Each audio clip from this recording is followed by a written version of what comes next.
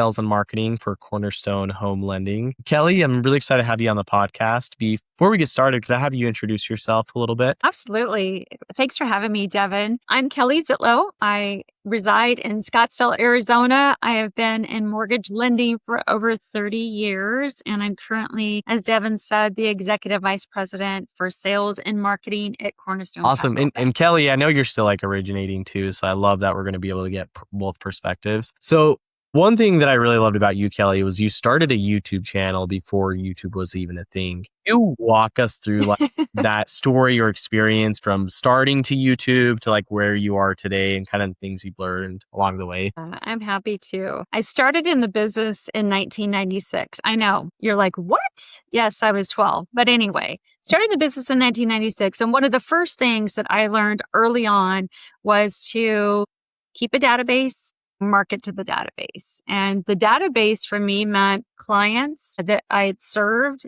prospects, and real estate agents. And so that's what my database was early on. And I marketed to those groups every single month and have my entire career. And if there's anything I can share for a loan officer that might be watching this is don't underestimate the value of your database. Those people have worked with you.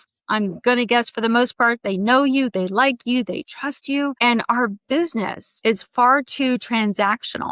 So if we just think to relationship and how we can continue that relationship after closing, that's really just a big, important piece of this conversation. So when we think about that, I had been sending out an email every week to the real estate community, and I've done a variety of things over the years to build my database of real estate agents. But I would send out something proactive. It was a nugget. It was some type of value add, and that would generally go out on a Friday. And it was just an email. And in 2013, I had this crazy idea that maybe I would try to figure out how to leverage video for that weekly update. I had no idea what I was doing. I mean, I again, like you said, like YouTube wasn't a thing. It was such a different world than it is today. But I set down this course. I have a marketing gal and we learned to do video together. In 2013, I shot roughly 8 videos for the whole year.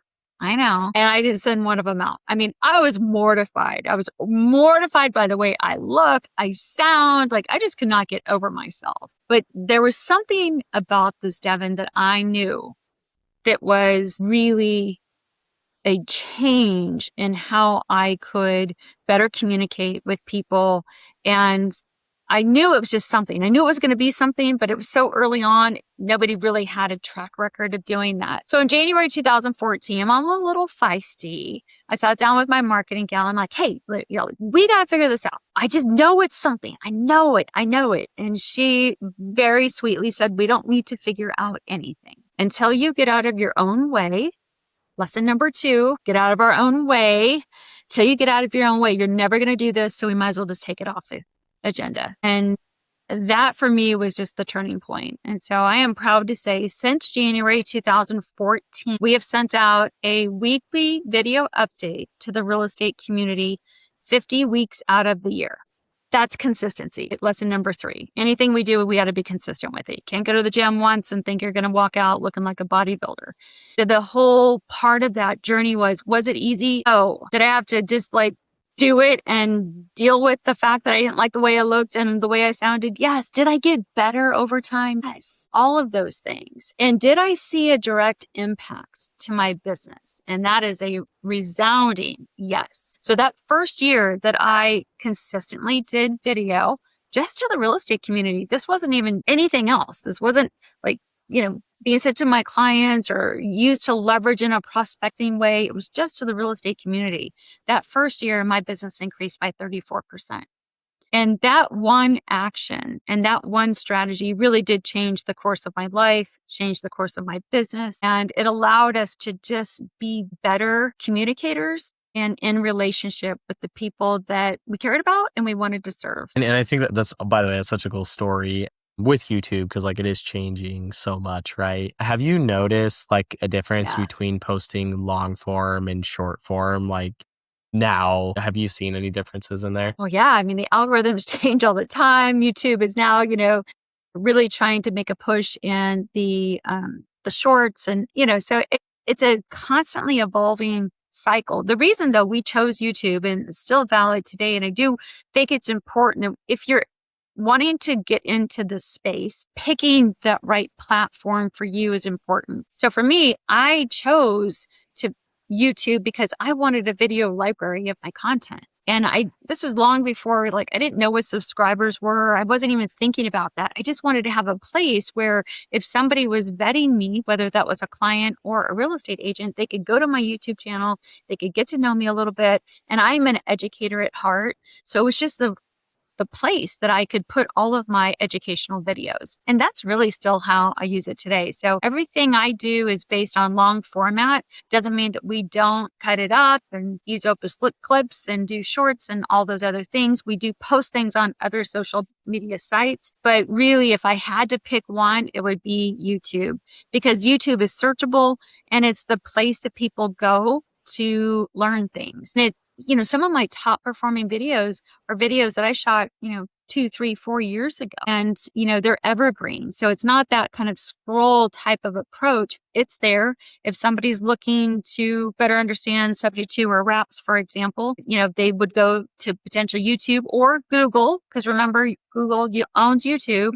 And if they're searching for that, then it's likely that video is going to And I come would up. agree too. To me, YouTube is like the top platform. Even if you go into Google and you search, like, why do I need private mortgage insurance? Under short videos, like, YouTube's typically at the top. So I love that. One of the things you said is that it gets easier recording video. I have a lot of like clients and just loan officers in my community that they'll sign up and then they don't do the videos. So then like I'm stressed because like how am I supposed to like post and edit and like do all these things for them? Can you give some like advice or some motivation for these loan officers that like it does get easier? You just kind of got to get out of your comfort zone in the beginning. Yeah. The best piece of advice I can get around this is your why has to be bigger than your excuse. And I would just like let that set in.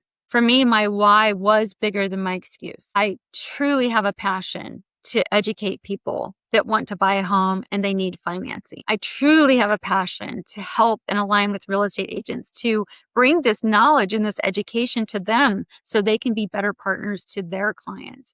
And that fire, that education passion, that why was bigger than my excuse. And my excuse really, it's a lot of things.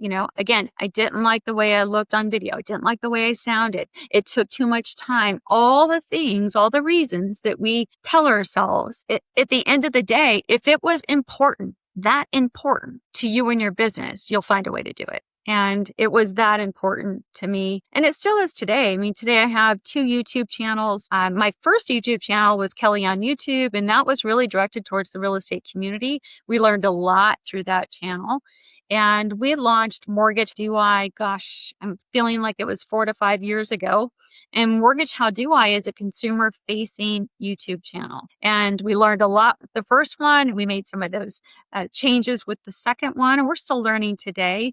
But that why, that desire to help people in a very just streamlined, clear way of what they need to know if they're going to go through the process, that is still the reason why I do what I do with regard Okay, to awesome. video. I love that. And Kelly, I really appreciate you being on here. For loan officers that are listening or that have watched this episode, where are the best places like they can connect with you? Is it YouTube? Is it LinkedIn? Like, yeah, where can they connect with you online? I'm on all the channels, but honestly, yes, you can just go to YouTube first and just see what I'm doing. And if you have questions or you want to learn more, feel free just to send me a DM and I'm happy to chat with anybody or kind of give you guidance on what I did, how I built it, and how it Thanks, looks Kelly, today. again for hopping on. Really appreciate you being on here. You're welcome. Thanks for having me.